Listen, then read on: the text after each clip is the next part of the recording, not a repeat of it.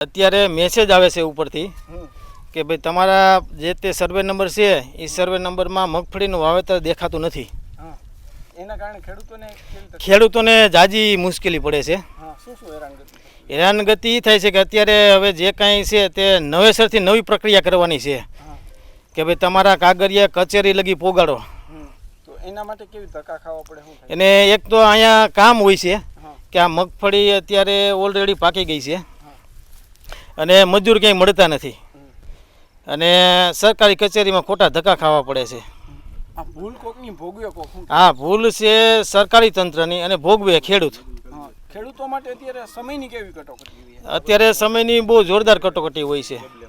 કેવી વ્યવસ્થા હોવી જોઈએ? વ્યવસ્થા સારી હોવી જોઈએ. અત્યારે કઈ રીતના ખેડૂતો કયા ગામના ખેડૂતોને તકલીફ છે? અત્યારે તો ઓલ ઓવર બધા ખેડૂતોને તકલીફ જ છે, પણ અમારે કણકોટ અને રામનગરના ખેડૂત ભેગા થયા છે. એમાં લગભગ મારા ખ્યાલ પ્રમાણે 16 થી 17 જણાના રિજેક્ટ થયા છે અને બધાએ ઓલરેડી મગફળી વાવેતર છે જ એમાં 17 જણાનું. અત્યારે અમારા ગામમાં 17-18 જણાને રિજેક્ટ થયા છે. મગફળી ઓલરેડી ઊભી છે, પણ છતાં એવા મેસેજ આવેલા છે કે તમારા પાક મગફળી નથી વાવેલી એવું. બરાબર, સરકારને આવું ખેડૂતને હેરાન જ કરવાના, સરકારને કામ કરવું કે કાગળિયા લાઇનમાં જ ઊભું રહેવું, ધક્કા જ ખવડાવવા કચેરીએ.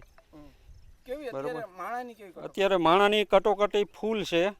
એક બાજુ કામ ને એક બાજુ આ કાગળિયા. બરાબર, એટલે ખેડૂતને હાલાકી બહુ થઈ રહી છે. કેવી વ્યવસ્થા હોવી જોઈએ?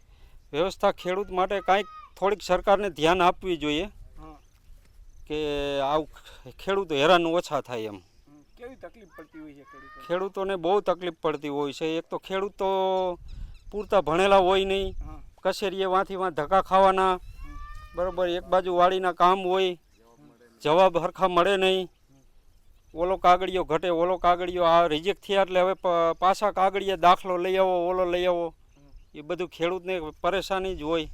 પહેલાં તો આ ખરીદીમાં છે ને ડિજિટલ કર્યું. પહેલાં તો ખેડૂતને ડિજિટલ તો ફાવતું તો હોય નહીં, તો તમને એમ કે ખેડૂત પોતે કરે તો ખેડૂતને ફાવે. પહેલાં તો સરકારને એટલી ન ખબર પડે. અને આ સ્પષ્ટ નીતિ છે સરકારની કે ખેડૂતને ઠકવવાના અને કંપનીને આગળ આવે તો જ. એટલે કંપની થકી જ આખો દેશ હાલતો એવું લાગે છે અને આ ખેડૂતને છે ને ઠકવવાની વાત હાલે છે. ખેડૂતોની શું વ્યથા હોય? ખેડૂતોની વ્યથા એ જ છે કે અમને ડિજિટલ ફાવે તો ડિજિટલ કરાવે છે તો અમને ફાવે. તો સરકારને એની વ્યવસ્થા સરકારને કરવી જોઈએ. ખાસ આ મેસેજ આવે છે, મેસેજ એક મગફળી છે છતાંય નથી દેખાતી, શું કહેવું? એ તો એને બધા તૂત ઊભા કરેલા હોય એવું લાગે છે. કાંઈક સેટેલાઇટ તો ખોટું ન બોલતા હોય. એ આમ કરીને ખેડૂતને ઠકવા જ માગે. ખેડૂતોને કેવી હેરાનગતિ થાય? ખેડૂતોને હેરાનગતિ શું, આમાં અમને શું ખબર પડે? હાલો તમને એમ કહે કે તમારા મગફળી નથી તો કાંઈ સાતી ફાડીને સાબિત તો નથી થતું. આ દેખાય છે તમારી નજર હમું, તો આમાં મેસેજ આવ્યો.